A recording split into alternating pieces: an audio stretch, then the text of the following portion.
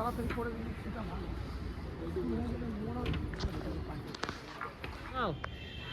এ সুকান্ত, সুকান্ত শিবনাথ দেখে দেখো।